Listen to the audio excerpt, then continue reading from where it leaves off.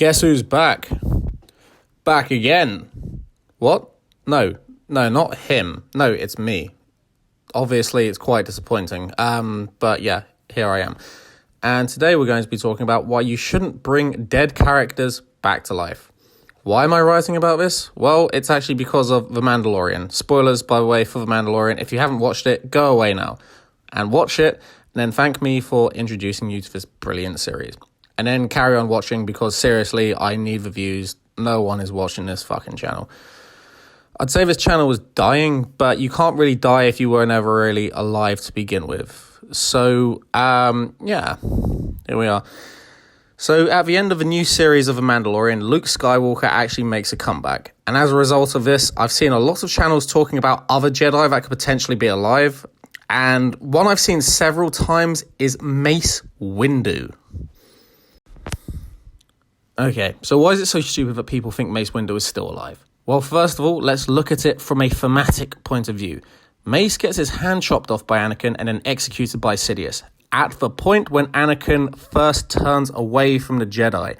This is an incredibly important character moment, not only for the main character of the prequel trilogy, but the main villain of the original trilogy.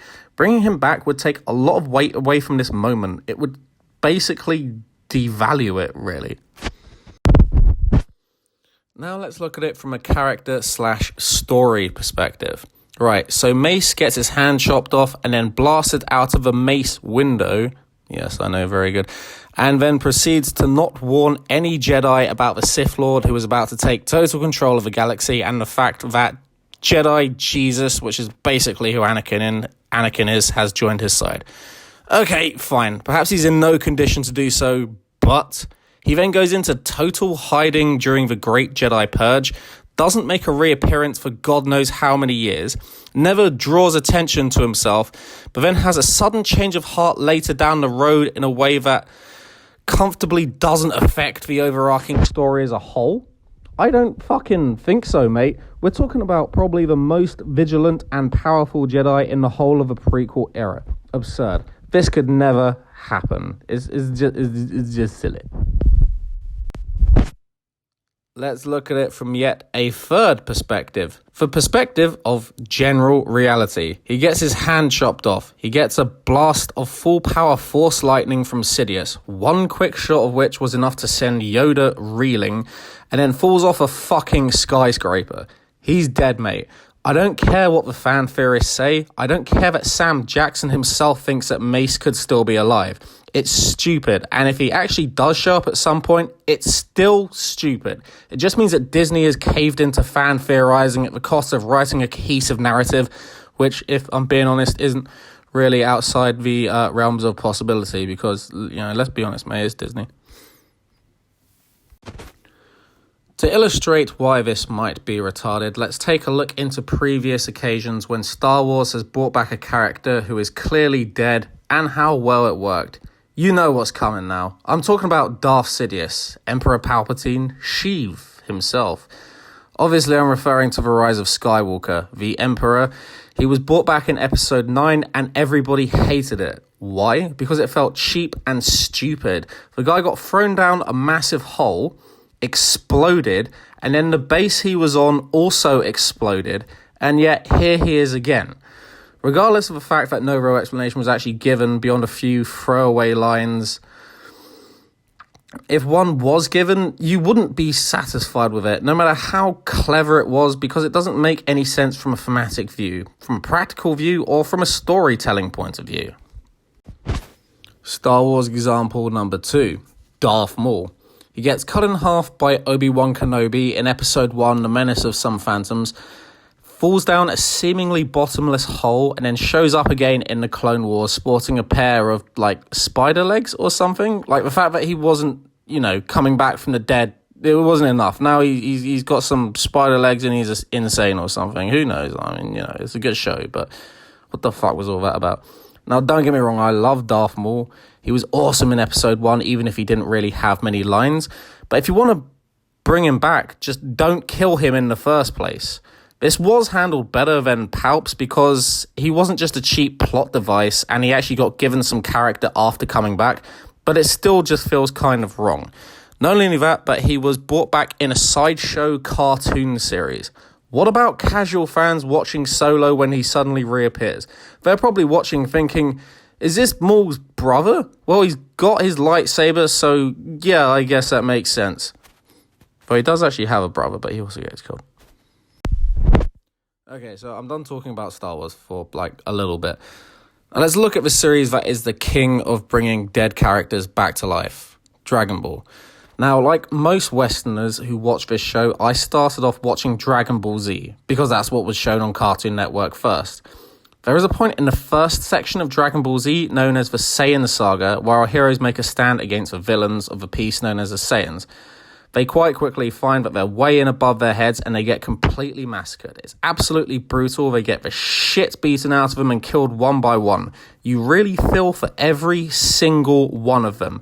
Even though you've only had the briefest of introductions to each character, just because it feels so real. The stakes feel real. Anyone can die at any point, just like in real life. However, every character who dies in this fight gets brought back to life later on. Characters in this show start to fade in and out of death faster than Prince Philip. And as a result, death starts to feel meaningless in the show. When a character dies, whereas before you might have felt something, you now only feel a sense of fleeting loss. And that's not what death is supposed to mean. I think the strongest example of this is actually in the Majin Buu saga, even though some people might not like it. Vegeta, a very popular character by this point, possibly the fan favourite, blows himself up in an attempt to destroy the main villain.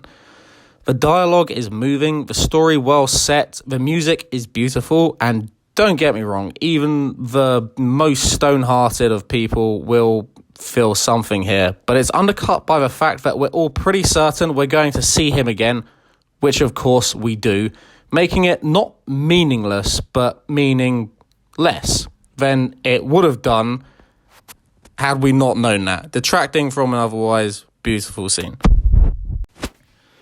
The crime here is making death feel inconsequential.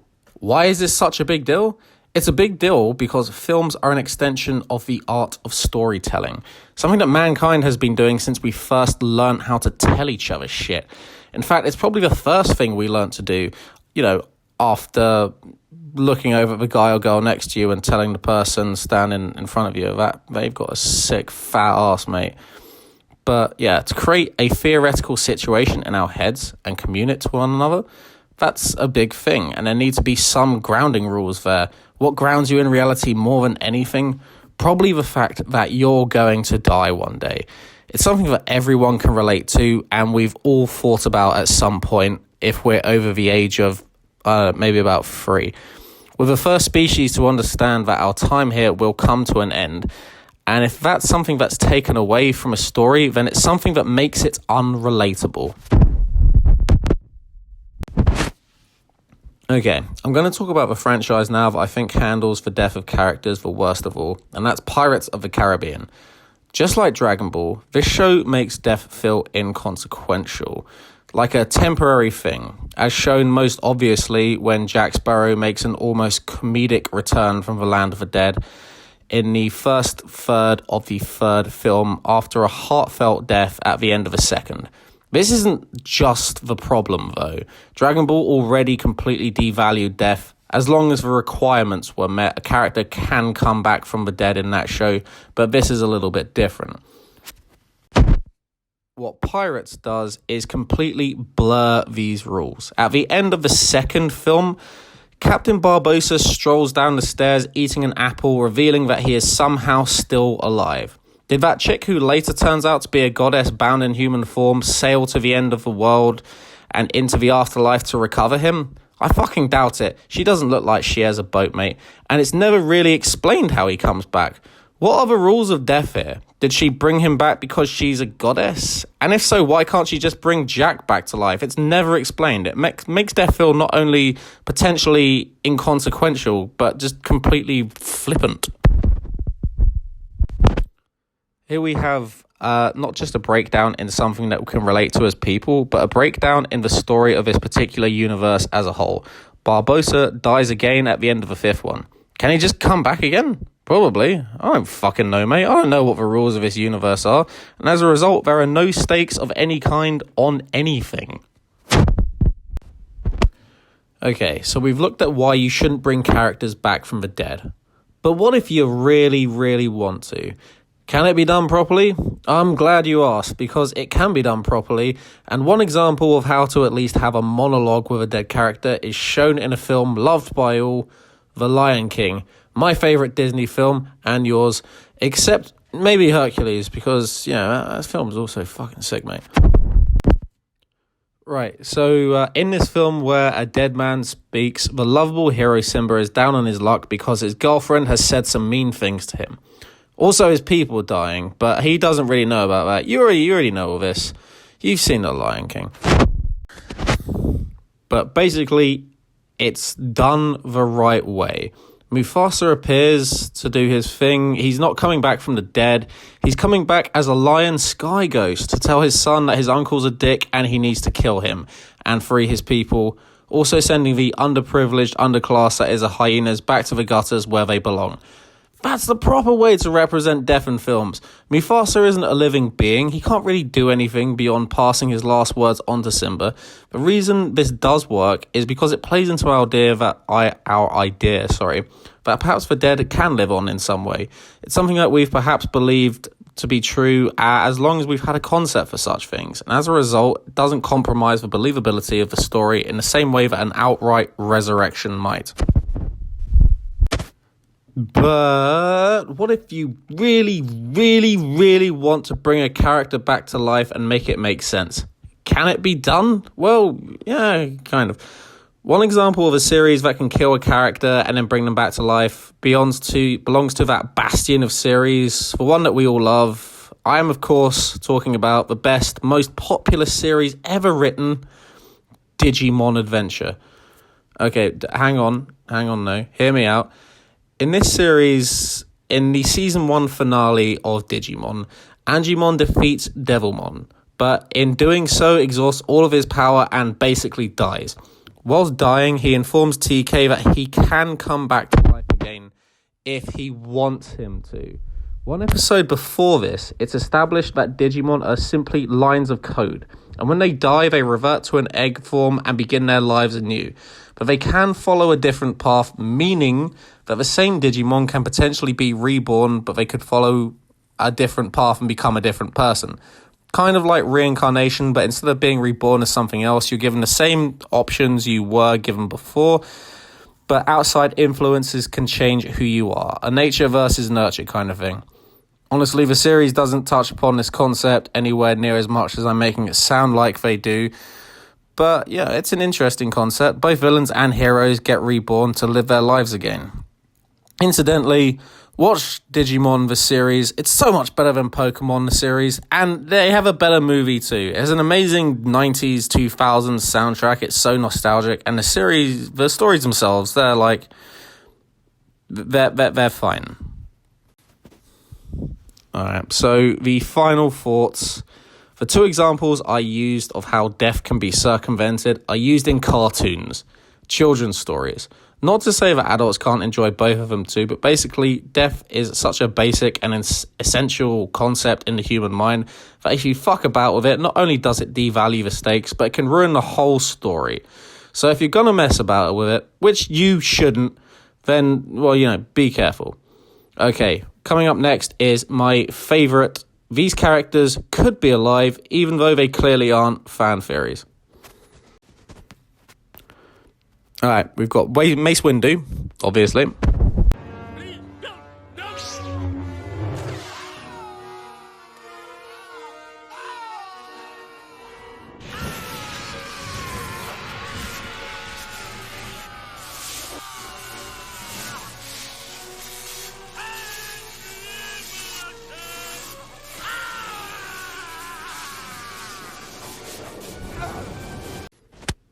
Hela from Ragnarok, because we never actually saw her die?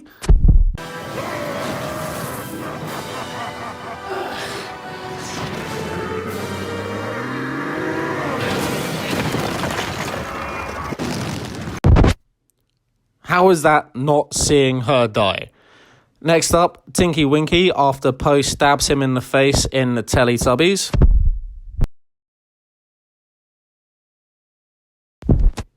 Yeah, take it, bitch. You shouldn't have stolen my purse.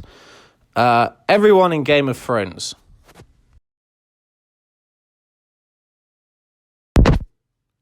Cyclops from X-Men.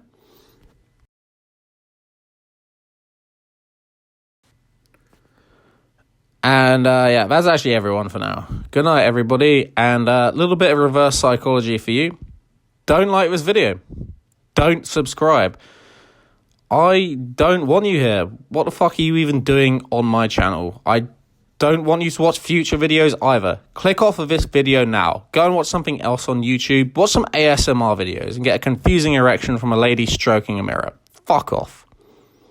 Bye-bye.